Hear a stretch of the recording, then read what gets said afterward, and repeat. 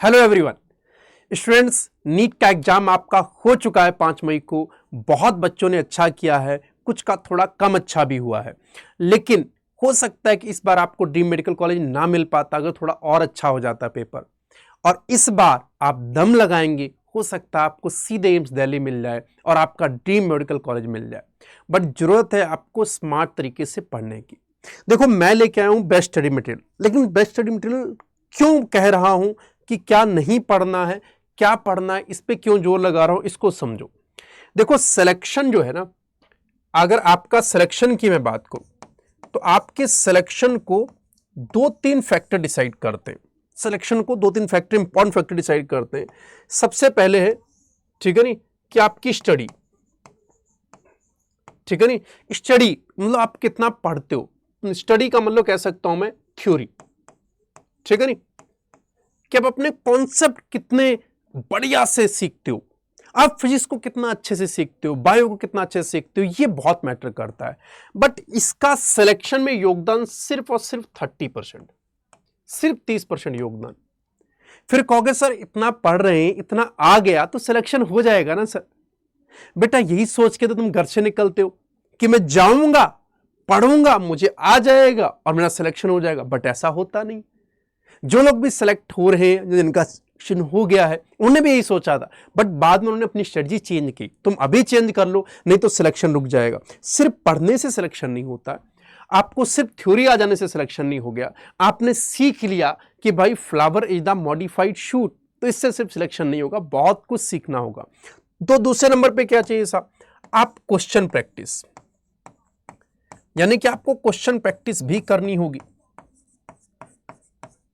अच्छा, हर चैप्टर, हर सब्जेक्ट की डिमांड अलग होती। बायो में ज्यादा अच्छे से थ्योरी पढ़नी होगी, ज्यादा अच्छे से एनसीईआरटी पढ़नी होगी। थोड़ा लिमिटेड नंबर ऑफ क्वेश्चन करके भी आप सिलेक्शन ले सकते हो। लेकिन फिजिक्स में ऐसा नहीं है। फिजिक्स में आपको बहुत सारे क्वेश्चन प्रैक्टिस करनी होती है, हर क्वेश्चन की अप्रोच अलग होती, थ्योरी अलग है लेकिन क्वेश्चन अलग है, तो वहां पर भी क्वेश्चन प्रैक्टिस की बात होती। तो ओवरऑल इसका भी योगदान सिर्फ 30%, यानी अगर आपने थ्योरी अच्छे से पढ़ ली और क्वेश्चन प्रैक्टिस अच्छे से कर लिए तो आपकी प्रिपरेशन अभी सिर्फ और सिर्फ 60%। तो कहोगे सर और किस चीज का? बेटा, ये तो आपने रूम पे किया ना, ये तो आपने ऐसे समझ लो कि हथियार इकट्ठा कर लिए, युद्ध तो आपने लड़ाई नहीं। तो और क्या करना है सर? टेस्ट। बेटा, टेस्ट अगर आप नहीं दोगे, अगर आप टेस्ट प्रैक्टिस नहीं करोगे टेस्ट की, तब भी आपका सिलेक्शन नहीं होगा। इसका योगदान बेटा 40% नहीं, इसका भी योगदान 30%। यानी आपने बहुत अच्छे से थ्योरी पढ़ी, उसके बाद बहुत अच्छे से क्वेश्चन प्रैक्टिस किए, तो आपकी जो थ्योरी उसे अप्लाई से करना, ये तो नॉलेज हो गया, ये एप्लीकेशन हो गया, और ये उसका आउटपुट हो गया, ये उसकी डिलीवरी होगी। तो मैं ऐसे कह सकता हूं, सबसे पहले आपने नॉलेज गेन की, सबसे पहले आपने नॉलेज गेन की, फिर आपने उसको अप्लाई किया, ठीक, फिर उसका आउटपुट देखा। आउटपुट भी देखना है बेटा, ठीक है नहीं, कि आउटपुट आ रहा है या नहीं आ रहा है, तब जाके आपका सिलेक्शन डिसाइड होगा। सर लेकिन ये तो 90% हुआ। बेटा, 10% में अदर फैक्टर्स हो गए, ये 10% में अदर फैक्टर्स हो गए। बेटा, सोना बाबू को भी तो टाइम दे रहे हो, वो अगर टाइम ज्यादा तुम दे दिए यहां पे, तो ये टाइम यहां से कट जाएगा, तो इधर अदर फैक्टर में चला जाएगा बेटा, तो वो सिलेक्शन तुम्हारा डिसाइड करेंगे, ठीक है नहीं। कई बार क्या होता है कि हम इमोशनल हो जाते हैं चीज़ों को लेकर, घर पे कोई ऐसी घटना हो गई या किसी वजह से, तो वो सारे फैक्टर इधर आ जाएंगे। बाकी तुम कितना घूम रहे हो, कितना ध्यान दे रहे हो, उन सब पे भी तो डिपेंड करेगा। वो सारी चीज़ें भी, तुम अपने शेड्यूल को फॉलो कर पा रहे नहीं कर पा रहे हो, टीचर की बातों को फॉलो कर रहे हो, कि खाली सिर्फ शेड्यूल बना लिया और इसको सिर्फ फॉलो नहीं कर रहे, तो ये परसेंटेज भी वेरी करता है। अच्छा, किसी का पहला ड्रॉप होता है, कोई 12th में होता है, कोई 11th में। अब 11th-12th का बच्चा है तो उसके लिए ये 80%, क्यों? क्योंकि वो पहले अपने बेसिक स्ट्रॉन्ग करे। बेसिक स्ट्रॉन्ग नहीं, वो अप्लाई कैसे करेगा? अब किसी का एक ड्रॉप हो गया है तो वो इन दो फैक्टर पे ज्यादा इंपॉर्टेंस दे। कुछ बच्चों को आता होता है, क्वेश्चन भी लग रहे होते हैं, पर टेस्ट में नहीं होता, एग्जाम में नहीं होता, इसका मतलब ये फैक्टर उनका वीक है। तो ये परसेंटेज वेरी करता है स्टूडेंट टू स्टूडेंट, बट ये नॉर्मल इस तरह से होता है बेटा, ठीक है नहीं। इसी को बोलते हैं स्मार्ट स्टडी, इसी को क्या बोलते हैं? Smart study, that's the smart study, ठीक है नहीं। अब खाली कुछ लोग थ्योरी पढ़ते रहते हैं, कुछ लोग सिर्फ थ्योरी पढ़ते रहते हैं, क्वेश्चन प्रैक्टिस नहीं करते।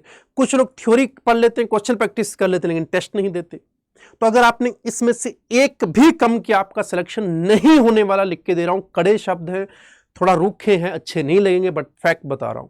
तुम सोचो इसमें से मिस करके आप किसी चीज को आप सिलेक्शन लो नहीं ले पाओगे, ठीक है नहीं। अदर फैक्टर में आप कुछ भी कंसीडर कर सकते हो, ये डिपेंड करता है, वेरी करेगा परसेंटेज, पर्सन टू पर्सन। बात समझ में आई है नहीं? अब ध्यान सुनना, सिलेक्शन के लिए दूसरी बात समझो।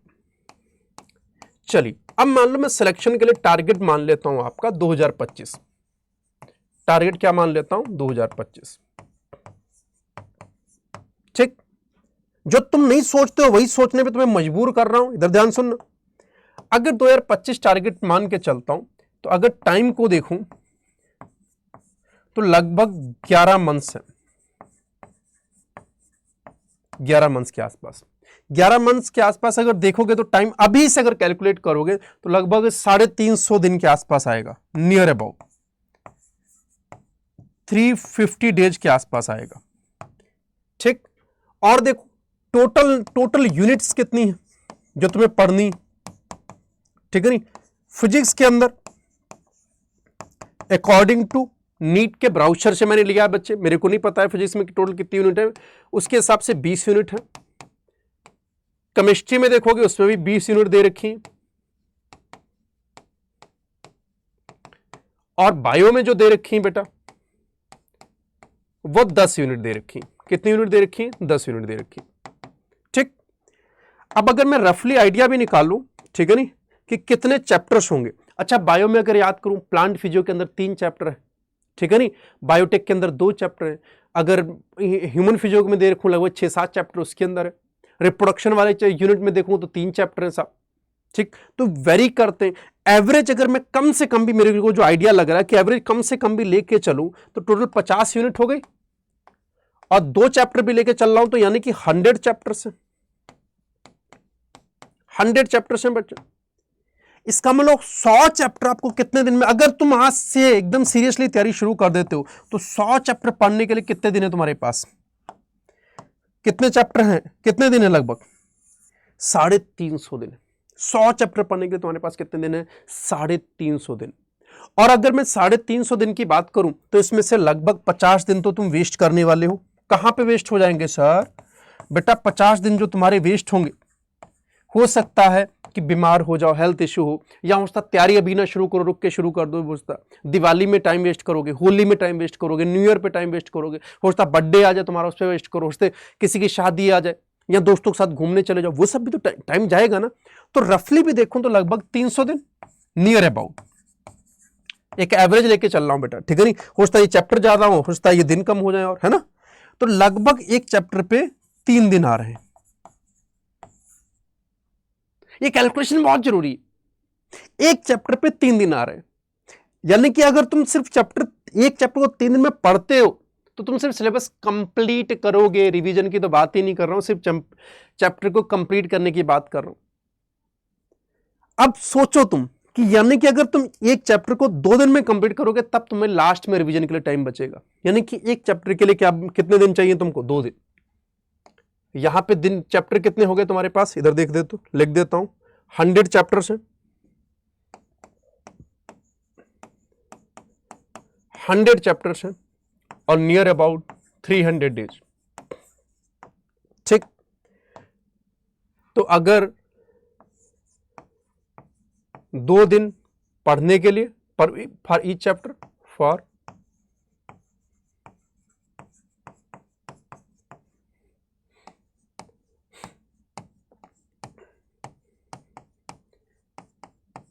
और 1 दिन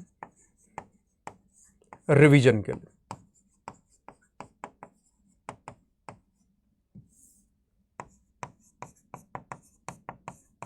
फॉर ईच चैप्टर। सर कुछ चैप्टर को पढ़ने में ही 5 दिन लग जाते हैं sir. Sexual production flowering plant को पढ़ने में 4-5 दिन चले जाते हैं सर। अगर आपकी मैं इस बात को मानूं तो 2 दिन में तो मुझसे कोई चैप्टर कंप्लीट ही नहीं होता। इसका मतलब सर क्या मेरी तैयारी कंप्लीट ही नहीं हो सकती? बेटा ऐसा नहीं। अब यहां पे जरूरत है, अब यहां पे यही इंपॉर्टेंट बात समझने की जरूरत है कि ठीक है नहीं, टाइम इक्वल टू सिलेक्शन। ये लिख के चिपका लो बेटा, इसको तो तुम लिख के चिपका लो कि समय ही सिलेक्शन। जिसको समय के साथ खेलना आ जाएगा वो सिलेक्ट हो जाएगा। जो समय की कदर नहीं करेगा, जो समय को नहीं समझेगा, रील्स देखता रहेगा, शॉर्ट्स देखता रहेगा, कुछ भी करता रहेगा, सिलेक्शन होना आसान उसका तो बिल्कुल भी नहीं है। तो समय ही सिलेक्शन, इस चीज को समझना है यार। समय दे दो, मान लो खूब टाइम है, आराम से शिद्दत से पढ़ रहे हैं यार, ऐसा तो ना, तो किसी जानवर को भी सिखाओ ना, वो भी सीख जाता समय के साथ। जो बच्चा सही टाइम पे पढ़ के सिलेक्शन ले लेगा उसका सिलेक्शन होगा ना। अब बहुत टाइम देके तो कोई भी सीख सकता है, ऐसी दुनिया में कोई चीज नहीं जो नहीं सीखी जा सकती, हर चीज सीखी जा सकती। समय दो, आपके पास समय ही नहीं है, इस चीज को समझो। टाइम कितना इंपॉर्टेंट है, समय ही सिलेक्शन है, इस चीज को समझो। अब समय इंपॉर्टेंट है, टाइम ही सिलेक्शन है, तो आपको क्या चाहिए साहब? दो चीजें सही।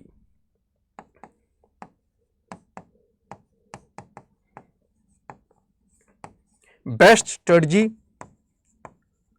Smart study. बेस्ट स्ट्रेटजी और स्मार्ट स्टडी, ये दोनों मिलके ही आपका क्या कराएंगे? सिलेक्शन कराएंगे। सही रणनीति, और वो भी सबसे बढ़िया रणनीति, और स्मार्ट स्टडी ही आपका सिलेक्शन कराएगी। अब स्मार्ट स्टडी क्या होती, थोड़ा तो मैंने हिंट दे दिया। थोड़ा देखो, स्मार्ट स्टडी में एक सबसे बड़ा योगदान है कि आप क्या पढ़ रहे हो, क्योंकि आपके पास अब समय तो नहीं बचा। अब समय तो नहीं बचा, अब ये इंपॉर्टेंट हो जा रहा है कि अब तुम पढ़ क्या रहे हो। इधर देखो बेटा, ठीक है नहीं।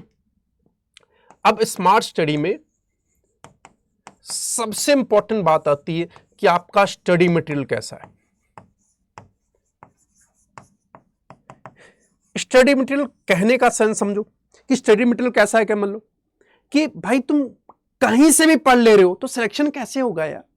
अब आपके पास समय ही नहीं, तो आपको सिर्फ वही पढ़ना जो नीट एग्जाम में आने वाला है। अगर अभी भी तुम खेलते रहे तो सिलेक्शन नहीं हो पाएगा। तो तुमको वही स्टडी मटेरियल पढ़ना जो काम का है, थोड़ा सा भी आप रिस्क नहीं ले सकते। अब स्टडी मटेरियल वो है जो सबसे बढ़िया होना चाहिए, बेस्ट होना चाहिए। अब दूसरी बात समझो, अब इसमें तीन है, फिजिक्स, केमिस्ट्री और बायो। बायो में तुमको पता है कि सर एनसीईआरटी तो पढ़नी पढ़नी, इसको मैं और अच्छे साफ साफ लिख देता हूं। इधर देखो,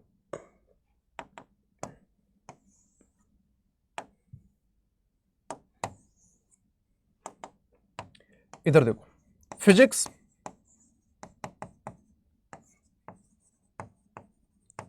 केमिस्ट्री और बायोलॉजी।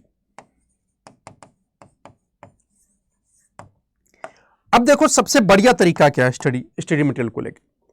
फिजिक्स में क्या एससी वर्मा लगा लो, है ना, हाँ डीसी पांडे, अच्छा ऐसा कुछ है। और भी कई सारी मार्केट में बुक्स आती है।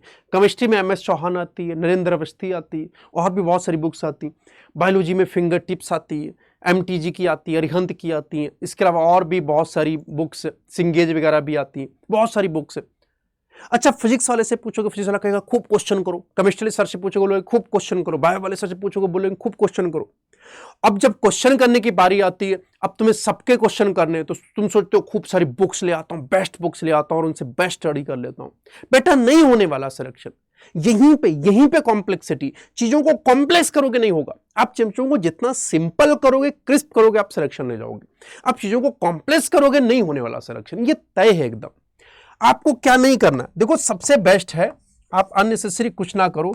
जैसे बायो में एनसीईआरटी करो।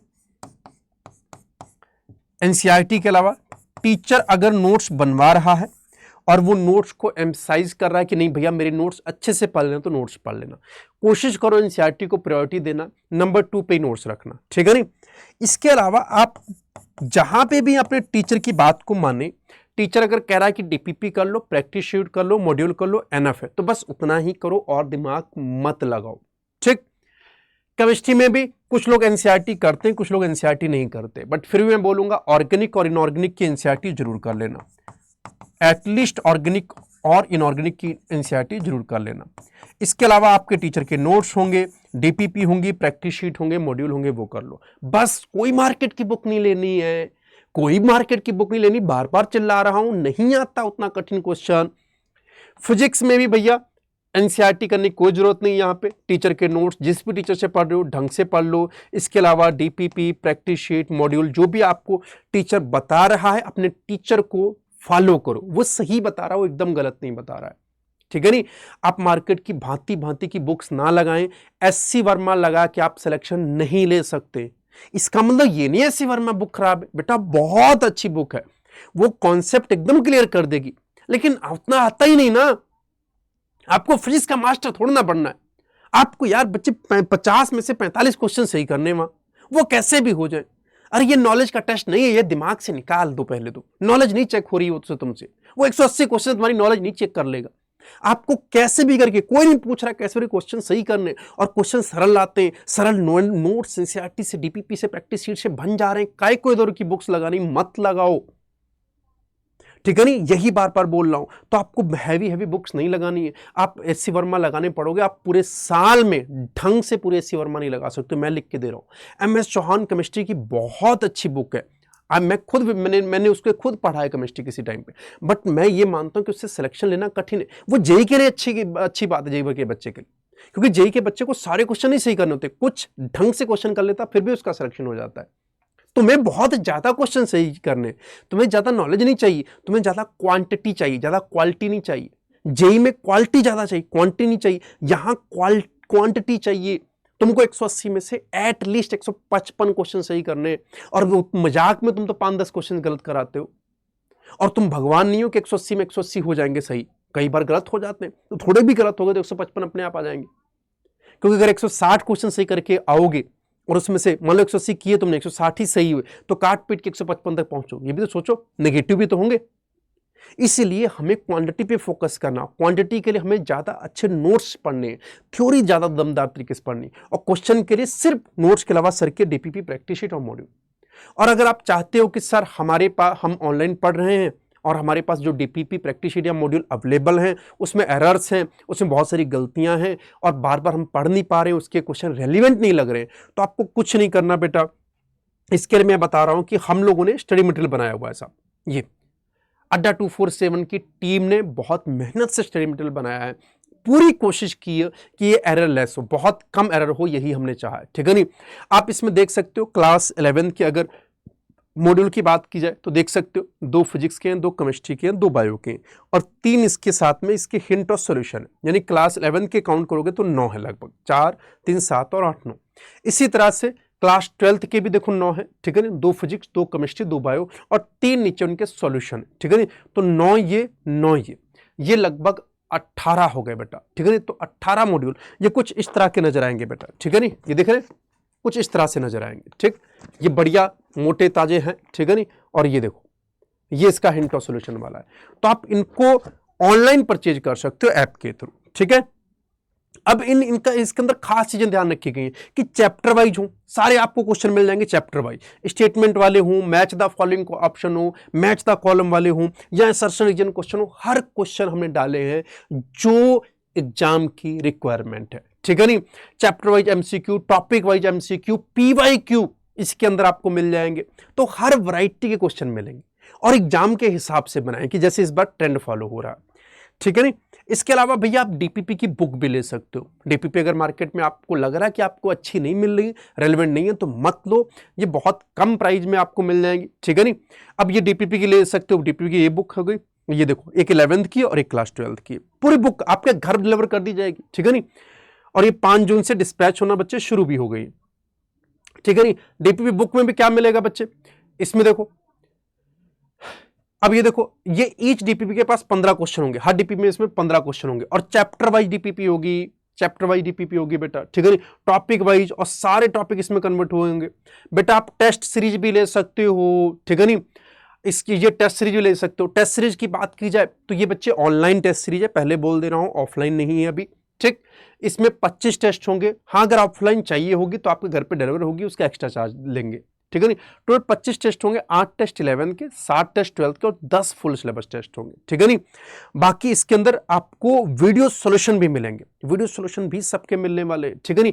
बाकी आपको पता है कि एनटीए की जो एनसीईआरटी बेस्ड पैटर्न को फॉलो करेगी, जो कि एनटीए ने बता रखा है, उसके हिसाब से उसको फॉलो करते हुए बनेगी। तो आप चाहे डीपीपी हो, चाहे आपकी मॉड्यूल्स हो, और चाहे टेस्ट सीरीज हो, आप सब कुछ आप इस ऐप पे, ठीक है नहीं, अड्डा 247 की ऐप आप गूगल प्ले स्टोर पे डालेंगे तो उस पर मिल जाएगी। वहां पे जाएंगे, वहां पे ऑप्शन आएगा, ठीक है नहीं। स्टडी मटेरियल में जैसे ही जाएंगे वहीं पे ऑप्शन आपको मिल जाएगा स्टडी मटेरियल में, ठीक है नहीं, कि आपको बुक्स लेनी है या फिर आपको डीपीपी लेनी है या फिर आपको प्रैक्टिस शीट्स लेनी है या फिर बोल दो टेस्ट सीरीज लेनी है, ठीक है नहीं। और बच्चे अपनी नीट की फ्री प्रिपरेशन यूट्यूब पे चल रही है, ठीक है नहीं। प्रारंभ नाम से एक सीरीज चल रही है, उसमें हम लोग कंप्लीट सिलेबस करा रहे हैं, क्लास 11th भी करा रहे हैं, क्लास 12th भी करा रहे हैं। आप उससे जुड़ के कंप्लीट प्रिपरेशन कर सकते हैं, ठीक है बच्चों। तो बातें मुझे लगा तुम्हें समझ में आई होंगी कि भैया स्मार्ट पढ़ना है और स्मार्ट पढ़ने के लिए स्मार्ट स्टडी मटेरियल को फॉलो करना है, ठीक है नहीं। उसको फॉलो करेंगे तो सिलेक्शन के करीब बढ़ते जाएंगे। आप समझिए समय ही सिलेक्शन है। थैंक यू बच्चों।